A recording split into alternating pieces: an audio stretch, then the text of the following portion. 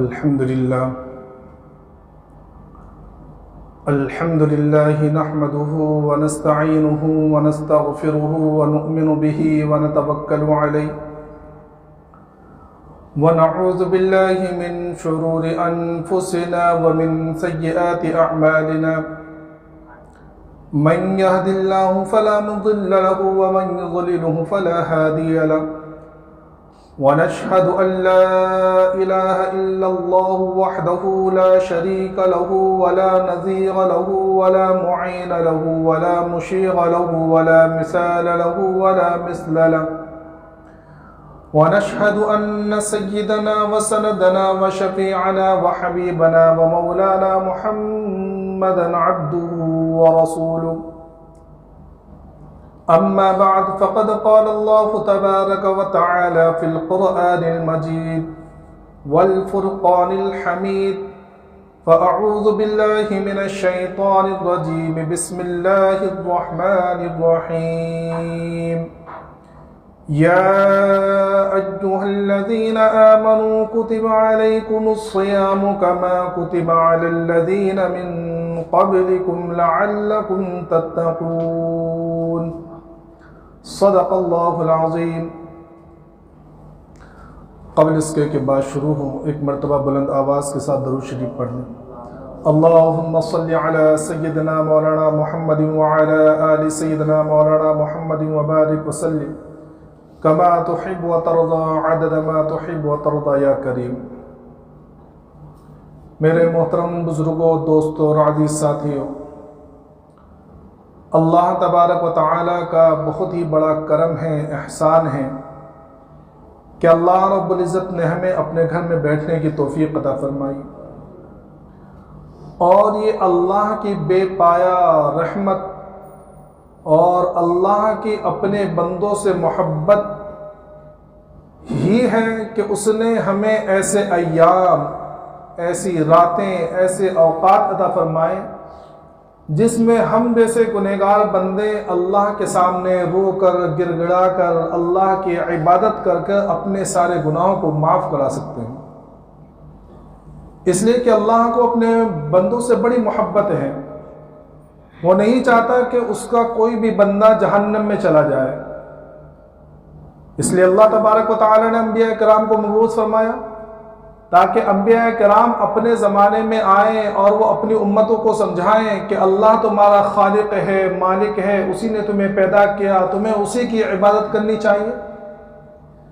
ہر زمانے کے اندر انبیاء کرام کو بھیجا گیا صرف اس وجہ سے کہ اللہ کے بندے اللہ والے بن جائیں اور اللہ کی مان کر، اللہ کی اطاعت کر کے زندگی گزار کر جنت میں جانے والے بن جائیں۔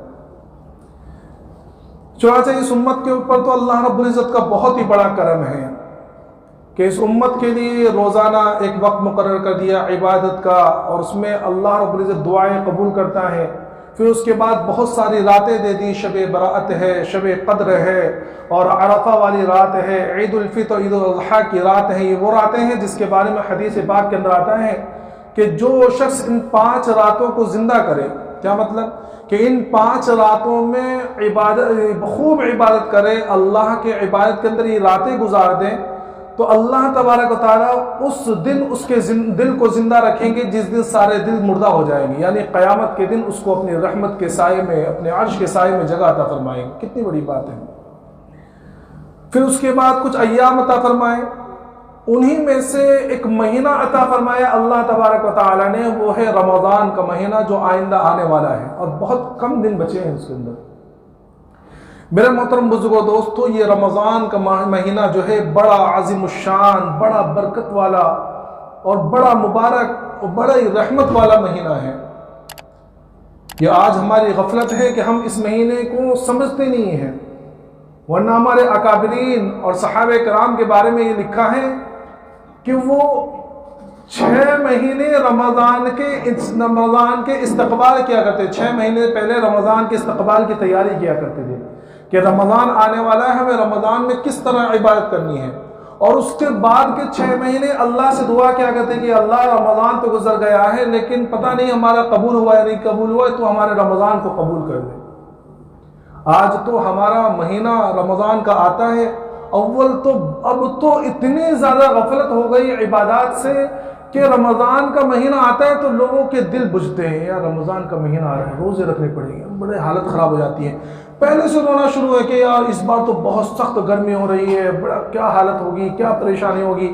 حالانکہ حضرت علی رضی اللہ تعالیٰ کے بیان میں آتا ہے کہ آپ کے جو 3 پسندیدہ، میں نے یہ باقاعدہ اس کے اوپر جمعے بیان ہو چکے ہیں کہ حضرت علی رضی اللہ تعالیٰ فرماتے ہیں کہ مجھے تو پسند ہے، کیا پسند ہے کہ گرمی کا روزہ ہو، روزہ ہی نہ بلکہ گرمی کا روزہ ہو، خوب شدت کی پیاس لگی ہوئی ہو اور پانی پینے کا تقاضا ہو، خوب بھوک لگی ہوئی ہو اور کھانے کا تقاضا ہو، ایسے وقت میں اللہ کے مان کر اپنے آپ کو بھوکا اور پیاسا رکھنا، یہ عبادت۔ اور اس رمضان، یہ روزے کے اندر جو مزہ ہے وہ عام روزوں کے اندر مزہ نہیں ہوگا۔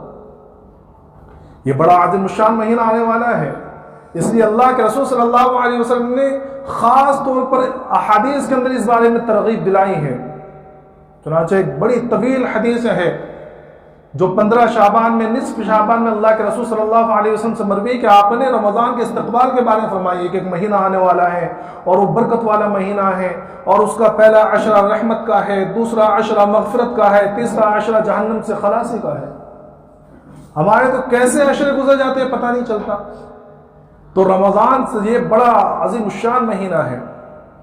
اور یہ رمضان اصل میں کہتے کس کو ہے، رمضان کے معنی کیا ہے؟ جو رمضان یہ رمض سے نکلا ہے، رمضان اس کے معنی ہوتے جلانا، خاکستر کرنا، سمجھ میں آئے؟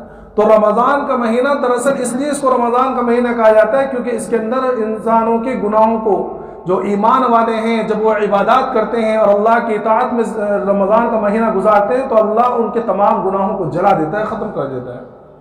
اس لیے ہمارا اکابرین کے بارے میں لکھا ہے، فرماتے ہیں کہ اگر کوئی انسان کے مرنے کا سب سے بہترین وقت جو ہے وہ ہے رمضان کے فوراً بعد کا یا حج کے فوراً بعد کا۔ کیوں؟ کیونکہ رمضان اگر کوئی شخص اللہ کی اطاعت میں، اللہ کے عبادات میں گزار دے اور گناہوں سے حفاظت کرتے اپنا رمضان گزار دے تو وہ ایسا ہو جاتا ہے رمضان کے بعد جیسا کہ اس نے کبھی کوئی گناہ کیے ہی نہیں تھے۔ اور ظاہر سی بات ہے اگر اس کے ایسے حالت میں اس کی موت آ گئی تو وہ گناہوں سے پاک ہو جائے گا۔ اسی طرح اگر کوئی شخص حلال پیسوں سے اور کسی کا حق نہ مار کر اور اس کے بعد پھر حج جا رہا ہے اور وہ حج کے اندر کوئی گناہ کے کام نہیں کر رہا، نہ لڑائی جھگڑا کر رہا ہے، نہ گالی گلوچ کر رہا ہے، اور بالکل آنکھوں کی حفاظت کرتے ہوئے تمام چیزیں کرتے ہوئے وہ حج ادا کر رہا ہے، تو اللہ کے رسول صلی اللہ علیہ وسلم فرمایا کہ جب وہ اس طرح حج کر کے واپس لوٹتا ہے تو گویا کہ وہ ایسا ہے جیسے کہ آج اس کی ماں نے اس کو جنا ہو۔ تو اگر اس کی حالت، اس حالت میں اس کی موت آ جائے تو سوچو کتنے بہترین۔ تو یہ رمضان کا بڑا بابرکت مہینہ ہے، یہ غفلت سے نہ چلا جائے۔ سن روزے یہ اصل میں ایک ذہن میں ہمارے جو بیٹھا ہوا ہے نا کہ سب سے پہلے ہم یہ سمجھیں کہ روزے، اللہ نے روزے کیوں فرض کیے ہیں؟ بھائی اگر ہم ایک مہینہ اگر بھوکا رہ لیں تو اللہ کے خزانے میں کون سا اضافہ ہو جائے گا؟ وہ تو لامحدود خزانوں کا مالک ہے۔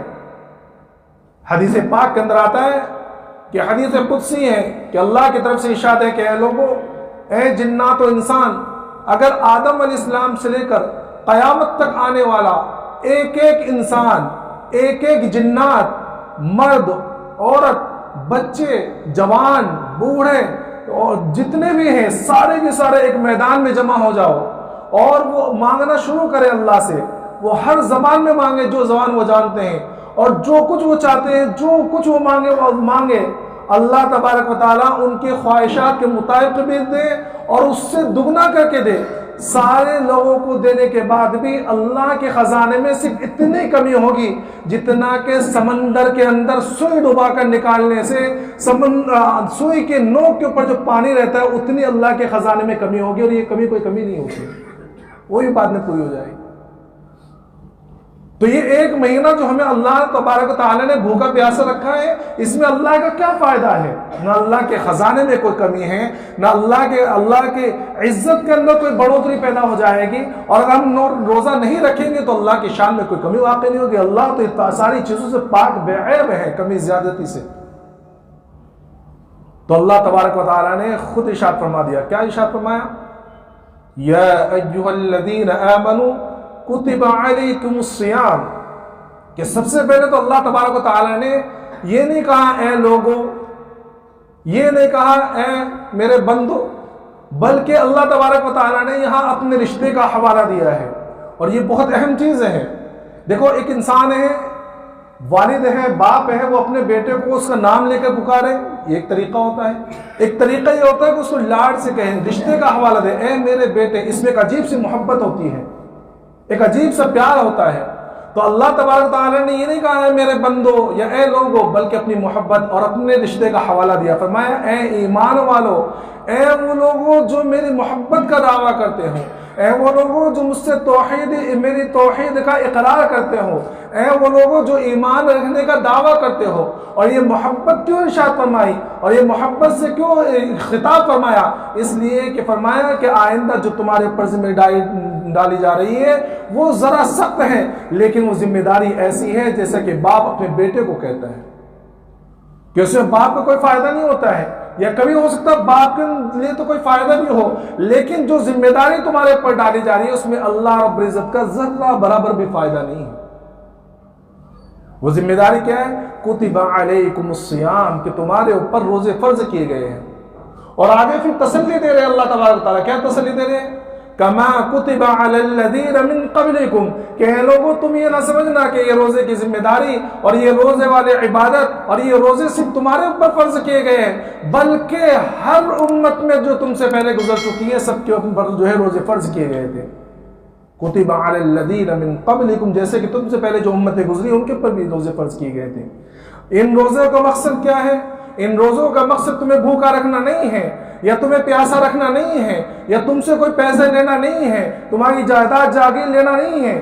کیا ہے؟ لعلکم تتقون، تاکہ تمہارے اندر تقوی پیدا ہو جائے، تم متقی بن جاؤ، تم تقوی والی زندگی گزارنے والے بن جاؤ، تم حقیقی طور پر اللہ سے ڈرنے والے بن جاؤ۔ اس میں تمہارا فائدہ ہے، اللہ کا کوئی فائدہ نہیں ہے۔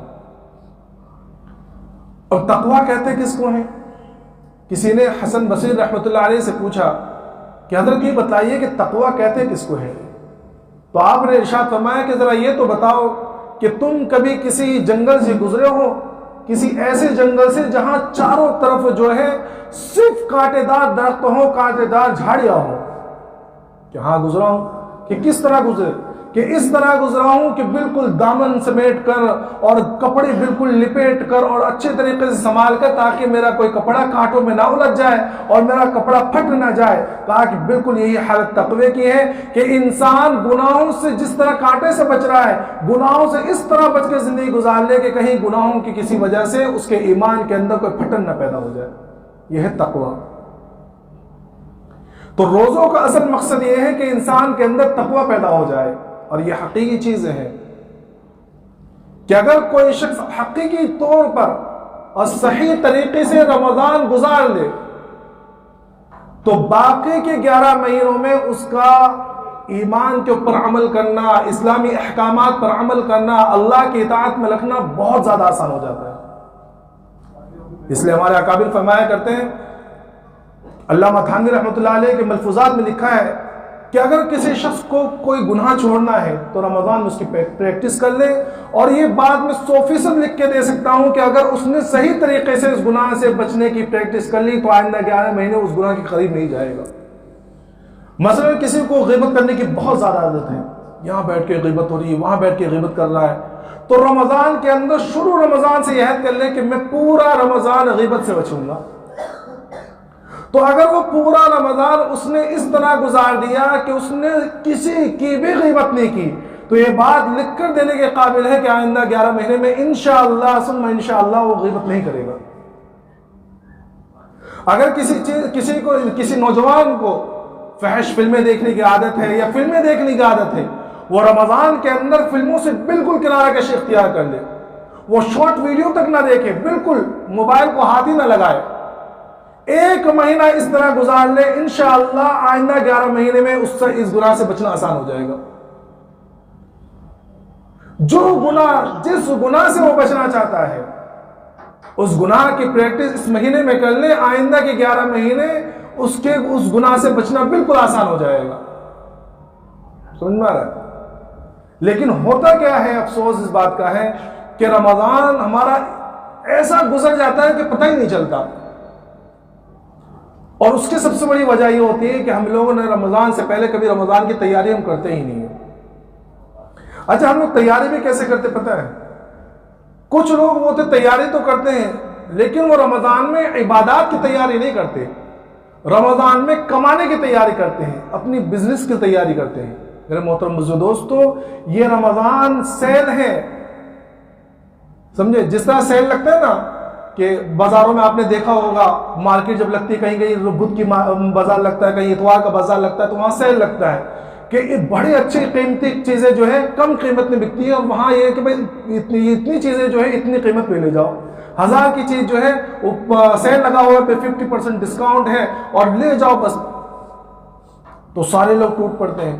یہ رمضان بھی نیکیوں کا سیل ہے کہ نیکیاں لوٹنے کا زمانہ ہے کہ جتنی تم نیکیاں چاہو اتنی لوٹ لو، اور اللہ کی طرف سے سیل لگا ہوا ہے کہ بالکل قیمتیں بڑھا دی گئی ہے۔ دنیا میں قیمتیں گھٹاتے ہیں سامانوں کی، اللہ کی رحمت پر قربان جائیے کہ اللہ نے نیکیوں کی قیمتیں بڑھا دی کہ نفل نماز پڑھو گے، نفل عبادت کرو گے، اللہ فرض نمازوں کا ثواب دے گا، فرض ایک ادا کرو گے اللہ 70 فرضوں کا ثواب دے گا۔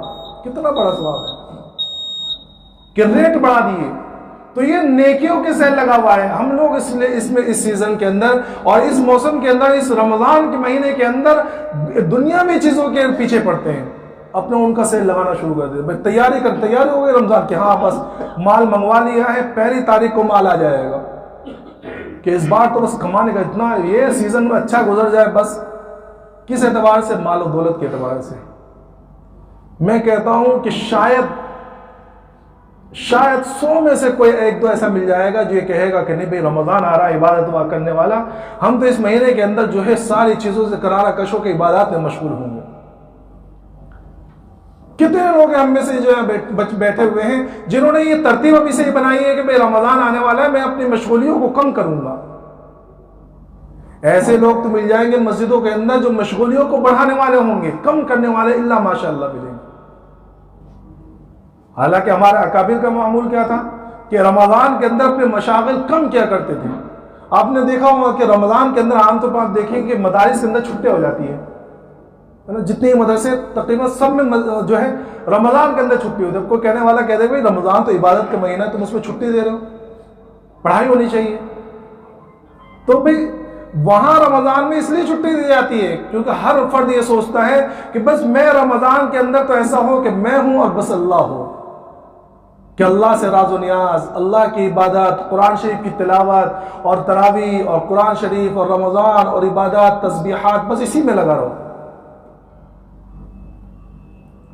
کہ بالکل جتنا زمانہ گزرتا جا رہا ہے رمضان کی عظمت اور اہمیت ختم ہوتی جا رہی ہے ہمارے دلوں سے، کہ رمضان سے پہلے زمانے کے اندر رمضان میں لوگ پوچھنے آیا کرتے تھے رمضان کے روزوں کے مسائل، کہ میں کس طرح روزہ رکھ سکتا ہوں، کہ میرے یہ حالات ہیں، میں روزہ کیسے رکھوں، میں اس حالت میں میرا روزہ ہو جائے گا کہ نہیں۔ اب رمضان سے پہلے مسائل پوچھنے آتے ہیں کہ حضرت روزہ کس طرح کم ہو سکتا ہے، کہ میں بیمار رہتا ہوں، مجھے ڈائبٹیز ہے۔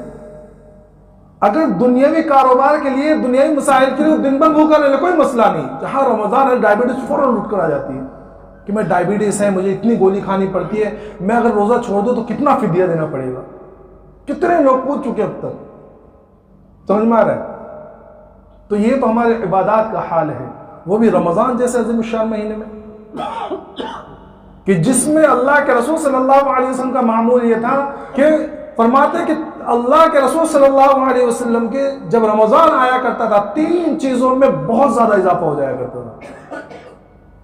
ایک، عبادات میں زیادتی، خوب عبادات، خوب عبادت، خوب عبادت۔ دوسرے، اللہ کی راہ میں دینے کا، کہ عام دنوں میں تو اللہ کے رسول صلی اللہ علیہ وسلم کی حالت ہوتی تھی دینے کی، لیکن رمضان میں اور زیادہ دینا، جو آیا وہ دو، جو آیا اس کو دینا، جو آیا اس کو دینا۔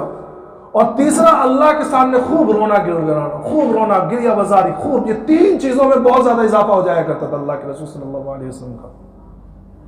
حالانکہ اللہ کے رسول صلی اللہ علیہ وسلم کی ہستی کہ قرآن کریم میں صاف صاف اللہ کی طرف سے اعلان ہے لیغفر لک اللہ ما تقدم من ذنبک وما تأخر، کہ نبی جی اگر بالفرض کوئی گناہ آپ کے ہے بھی، اگلے پچھلے سارے گناہ اللہ نے معاف کر دیے ہیں۔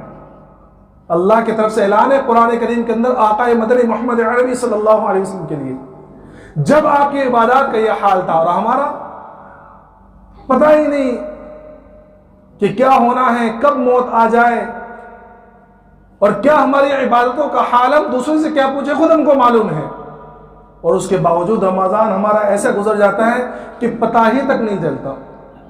بس مسلمانوں کو کب پتہ چلتا ہے؟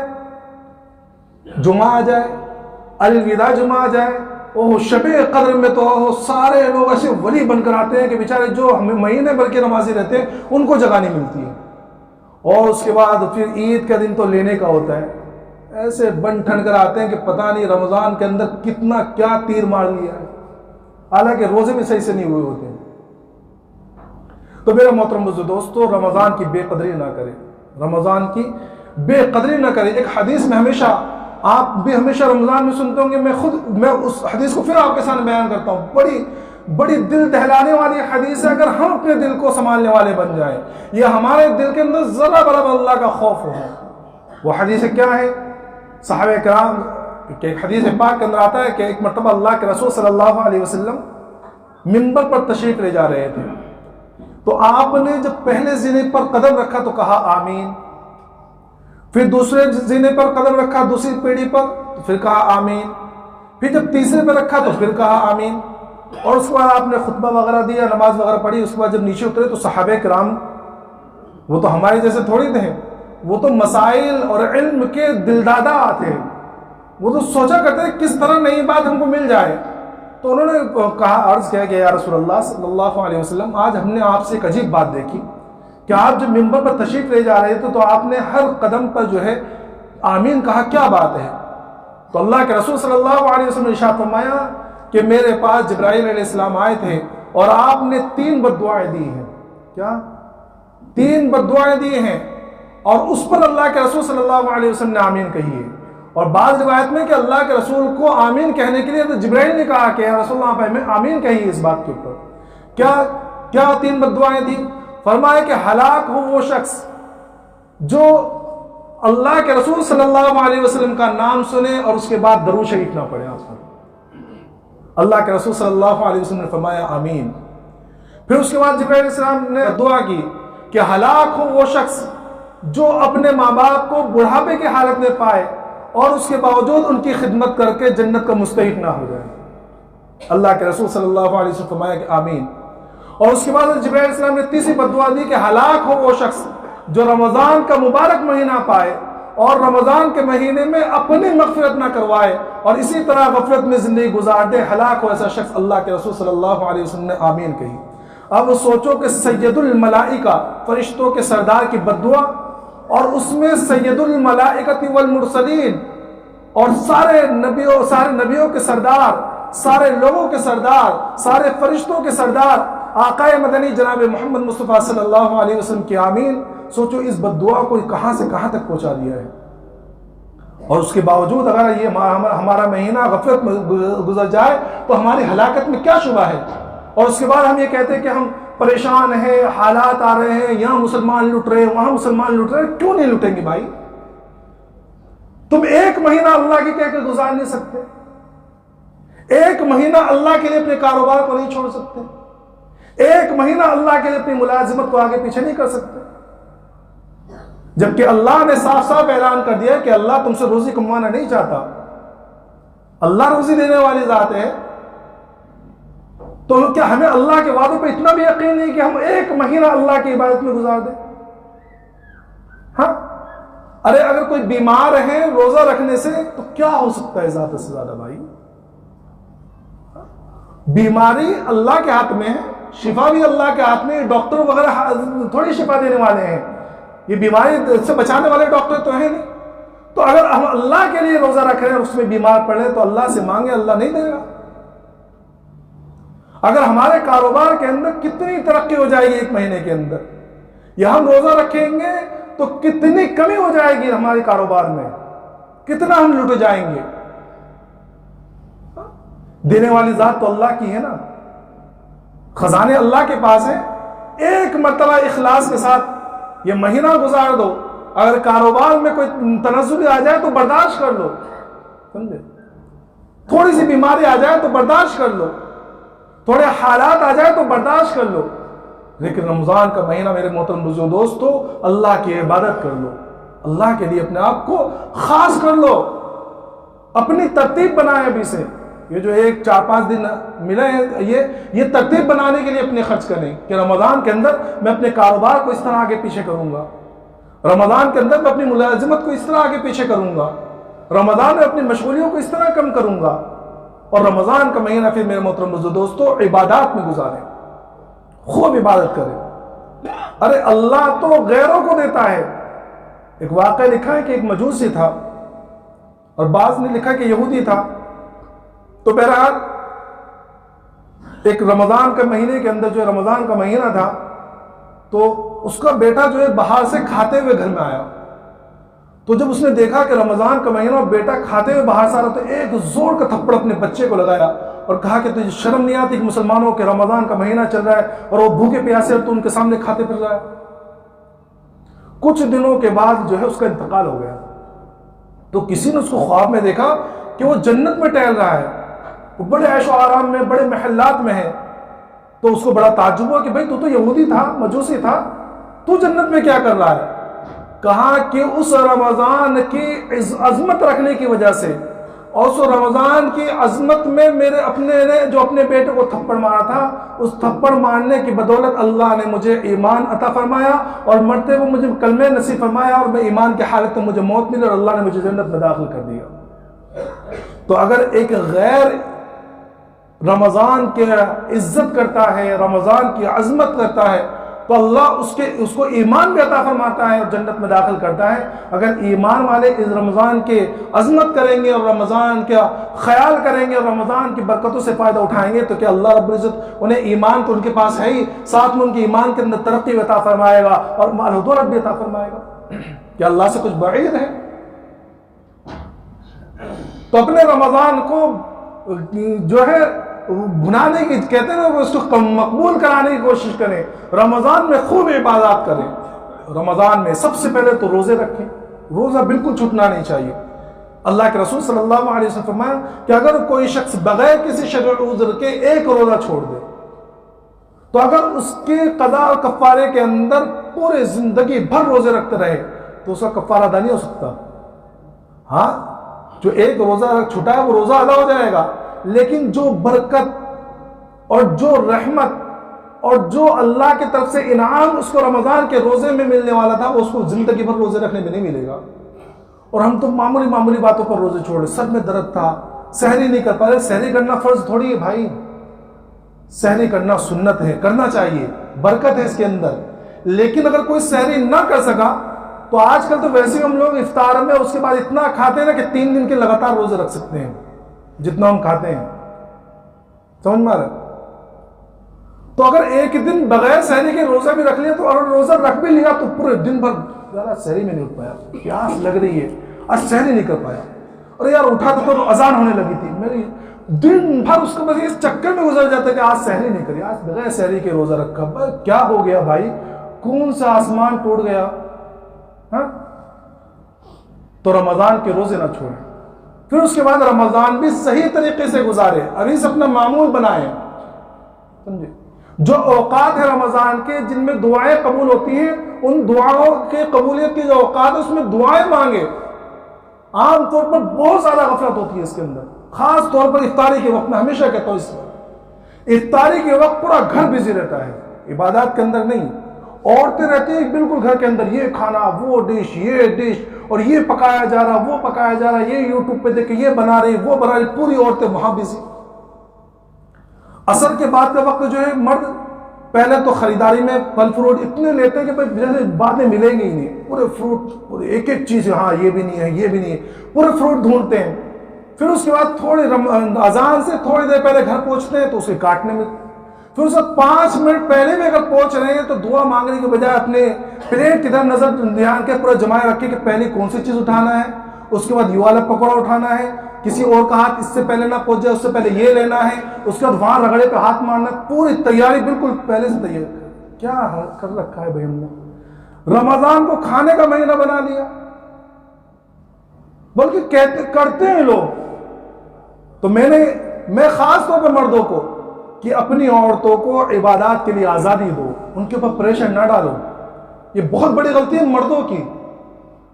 سمجھ میں آیا کہ پہلے سے سحری ہوتی نہیں ہے، سحری کے لیے سونے بیٹھ رہے ہیں، مطلب نماز پڑھے، سحری کرے، نماز پڑھے، نماز پڑھ کے جانے کے بعد سونا ہے، تو سوتے سوتے کہتے جا رہے کیا افطاری میں کیا بنے گا؟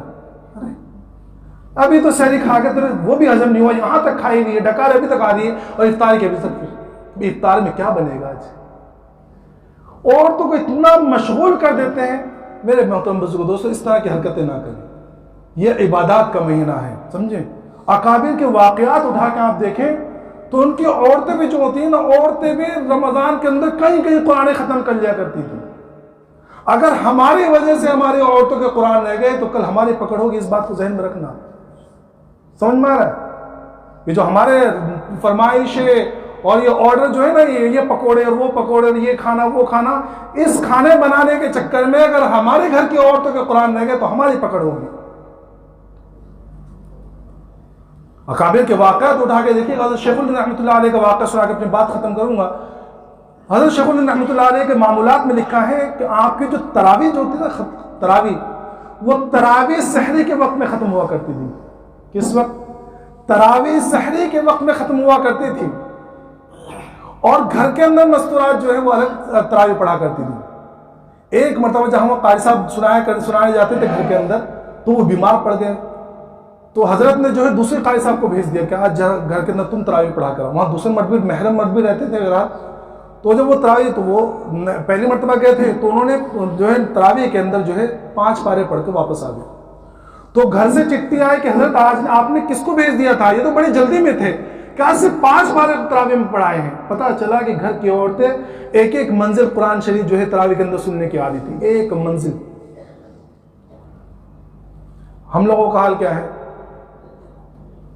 ابھی سے نا فون آنے شروع ہو گئے ہیں، اور ابھی سے ہم لوگ کے یہ دھیان کیا لگ رہا ہے، ہم پتہ ہے، ہم پوری مساجد میں ڈھونڈتے ہیں، اب جا کے معلوم کرتے ہیں کہ تمہارے امام صاحب کتنی جلدی تراویح سناتے ہیں. ہمارے وہاں آدھا گھنٹے کا، ہمارے وہاں 45 منٹ، ارے ہمارے وہاں تو 25 میں ہو رہی ہے. اور جب 5 منٹ پہلے ہوتی میں بھی وہیں پڑھوں گا. ہوتا کہ نہیں ہوتا بھائی؟ معلوم کرتے ایک دوسرے سے کتنے گھنٹے، کتنی منٹ کی تیاری ہو رہی ہے، کتنی منٹ کی تراویح ہو رہی ہے. آپ نے سنا ہوگا ممبئی کے علاقے میں 20 منٹ میں تراویح ختم ہوتی تھی. 20 منٹ میں. اور اتنا ازدحام رہتا ہے اور اتنی بھیڑ کہ باہر سڑکوں پہ جانا مت بچھانی پڑتی. کیوں؟ کیونکہ 20 منٹ میں فارغ ہو کے نکلنا ہے. یہ قرآن شریف کے حالات تو ہم لوگ کر رکھا ہے، ہم لوگوں نے. یا علمون تعلمون، جو سمجھ میں آ رہا ہے وہی پڑھ کے نکل رہے ہیں اور سب خوش ہیں کیا تراویح پڑھا رہے ہیں. میں خود ایک جگہ تراویح پڑھاتا تھا میں، تو وہاں 5 منٹ بھی اگر لیٹ ہو جائے نا تو وہاں 2-3 لوگ تو آگے پوچھ لیتے تھے مولانا طبیعت خراب ہے آج. بولا نہیں آج 10 پہ ختم ہوئی نا تراویح. اس لیے نمازوں میں وقت دل نہیں لگتا ہمارا، قرآن سننے میں دل نہیں لگتا ہمارا. رمضان کا مہینہ گزر رہا ہے. اب جب رمضان کا مہینہ اتنی غفلت کے ساتھ میں گزرے گا اور اتنی بے دھیانی میں گزرے گا تو آپ یہ سوچ سکتے ہیں کہ باقی 11 مہینہ ہمارے اللہ کی عبادت میں گزرے کبھی نہیں گزر سکتا. یہ رمضان کا مہینہ، یہ جو عمل اس میں تم کرو گے، جیسی زندگی تم اس رمضان کے مہینے میں گزارو گے، آئندہ کی 11 مہینے کی زندگی تمہاری ویسی رہے گی. اس لیے میں نے شروع میں کہا تھا نا کہ جس گناہ سے بچنا تمہارے لیے مشکل ہو رہا ہو اور اس گناہ سے بچنا تمہارے لیے بہت بھاری، تم اس گناہ سے بچ نہیں پا رہے ہو، رمضان کے مہینے میں اس کی پریکٹس کر لو کہ اس رمضان میں وہ گناہ نہیں کروں گا. انشاءاللہ پوری زندگی وہ گناہ کے قریب تم پھٹکو گے نہیں، اگر اخلاص کے ساتھ تم نے وہ گناہ سے بچنے کی کوشش کر لی تو. اور کر کے دیکھ لیجیے. تو یہ مہینہ جو ہے کھانے پینے میں نہ گزارے، عبادات کے اندر گزارے. خوب قرآن شریف پڑھے، خوب تسبیحات، اللہ سے اپنے آپ کو منوائے اور اللہ سے خوب مانگے. یہ جو ایک مہینہ اگر اتنے سارے لوگ جو ہے کسی ایک مالدار کے گھر پہ ایک دن کے لیے پڑ جائیں تو وہ بھی کچھ نہ کچھ دے دے گا. تو وہ احکم الحاکمین، وہ ارحم الراحمین، اگر اس کے سامنے ہم ایک مہینہ روئیں گے گڑ گائیں گے تو ہم کیا نہیں لے سکتے اللہ سے. وہ تو دینے کے لیے بیٹھا ہوا ہے. اللہ تبارک و تعالیٰ تمام کو صحیح طریقے سے رمضان گزارنے کی توفیق عطا فرمائے، رمضان کا حق ادا کرنے کی توفیق عطا فرمائے، روزے رکھنے کی توفیق عطا فرمائے. وآخر دعوانا الحمدللہ رب العالمین.